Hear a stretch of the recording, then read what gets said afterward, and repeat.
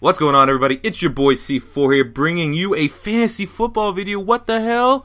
Yeah, fantasy football time is upon us. You know, from July to the end of August, that's when 99.9% of the leagues get drafted. I personally like to wait to the end of August once preseason is completed. That way you're well and clear of injuries. As you can see in the title, though, top 5 fantasy quarterback must for this upcoming season. As always, guys, let's try to hit 50 likes. 50 likes on this video, and a new one will release immediately. We'll do, we're going to do bust sleepers for every single position that you can draft this year. Last year, looking at how we did in 2014, better. We finished positive. Number 5, we ranked Nick Foles. That was a bust. He ended up finishing 29th in total points, but I mean injuries. Number 4, we had Matt Stafford, which was wrong. He only finished 15th in scoring. And when I'm going to be going through, when I do my reviews, when I do the rankings, it's just in standard leagues. I personally, my leagues, we do PPR, a whole bunch of different custom rules. So when I give their overall rankings, that's just for standard leagues. So like I said, 5 and 4 were wrong last year with Foles and Stafford. But then we had Aaron Rodgers at number 3, and he ended up finishing 1 overall, so we'll give him a check for that. We had Peyton Manning at number 2. He ended up finishing 4th overall, so a point for that. And we have Drew Brees at number 1. He ended up finishing 6th overall, so we'll give him a point for that as well. So 3 correct, 2 wrong for the must last year. Hopefully we can do better this year. Starting at number 5 for your 2015 NFL Fantasy Quarterback rankings, we have Eli Manning of the New York Giants. I think with the passing attack, this year pretty much, I think you always have to be a little wary of interceptions. He turns the ball over a lot. I don't think you're going to see those go down because I personally don't think they have much of a run game. Didn't they get Shane Vereen? So that's just another passing weapon to have in the offense. You got Andre Williams, you got Rashad Jennings as their 2 running backs, so that's not to get us terrify anyone. And then with Victor Cruz back, you're gonna have Victor Cruz, Odell Beckham Jr., Ruben Randle, Larry Donnell, Shane Vereen now in the backfield. I mean, they're gonna pass the ball a lot. So I have Eli Manning finishing around 4,500 yards passing, 32 passing touchdowns. We'll toss him 1 rushing touchdown, do a QB sneak or something like that. But I mean, I think they're going to throw the ball, and it's just law of averages that he's going to do some solid stats. Like I said, always worry about the interception rate, but he could definitely be an absolute bargain to be able to find him, probably rounds 8 to 12. Number 4, we're going with Russell Wilson. Pretty much the exact same offense that he had last year. I think he's not going to have the same return rushing the ball because obviously they're going to want to pass it more.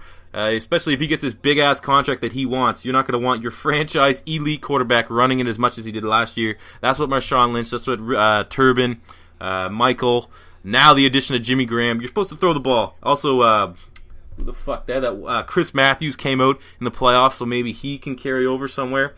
But I think Russell Wilson's going to finish with around 3,800 passing yards, 28 passing touchdowns, 650 rushing yards, and 5 rushing touchdowns. He's still a mobile quarterback, but last year he was, really close to getting 1,000 yards rushing. I don't think they're going to be anywhere near that, but still my 4th-rated quarterback for this coming fantasy year. Number 3, we're going with Ben Roethlisberger. I mean, talent-wise, Ben Roethlisberger should be most people's top 5, but I think the first 4 games with Le'Veon Bell being suspended, they're going to throw the ball a lot in those first 4 games. You got Antonio Brown, Martavis Bryant, Heath Miller. Those receiving threats are always going to be potent. So I think he's going to have 4,300 passing yards, 35 passing touchdowns. You might as well throw in 3 rushing touchdowns on the ground. Like I said, with Le'Veon Bell, I can see them reverting to Ben in the within 3 yards out from the end zone. A lot of QB sneaks. He's a big boy. So yeah, we have Ben here at number 3. Number 2, we're going with Aaron Rodgers of the Green Bay Packers. Last year, Aaron Rodgers, like I said, was the number 1 overall rated quarterback. Obviously, being able to retain Randall Cobb was fantastic offseason business. They got Jordy Nelson, who's debatably, for sure an elite wide receiver in this league. I have him. You're going to see in the future when I do the wide receiver breakdown where I exactly have Jordy Nelson. You got Eddie Lacy who can catch the ball, James Starks who can catch the ball. Tight end, still a little bit of a question mark over there. But it's Aaron Rodgers. He's always able to get you some actual additional hidden points, I guess you could say, running, because he is a little bit quite mobile. I don't know, such a little bit mobile, but because he doesn't look to run first, but he can take off. So I'm going to project 4,500 passing yards, 40 passing touchdowns, 2 rushing touchdowns, and 250 rushing yards for Aaron Rodgers. Absolute beast. him and the number one guy are the only quarterbacks that I even think are justifiable taking in the first 2 rounds. But without further ado, drum roll. Number 1 fantasy quarterback for this coming season is going to be Andrew Luck, just purely for how much they pass the ball. I don't think having Frank Gore there in the backfield is going to make much of a difference. I still think they're just going to air out every fucking play. Well, not every, literally. But I think Andrew Luck, like last year, number 2 rated fantasy passer. I think this year he's going to have 5,100 passing yards, 42 passing touchdowns, 2 rushing touchdowns, 200 rushing yards. And I mean, with T.Y. Hilton's emergence, you got Dante Moncrief, who's still there, 2 good tight ends, and Kobe Fleener, Dwayne Allen.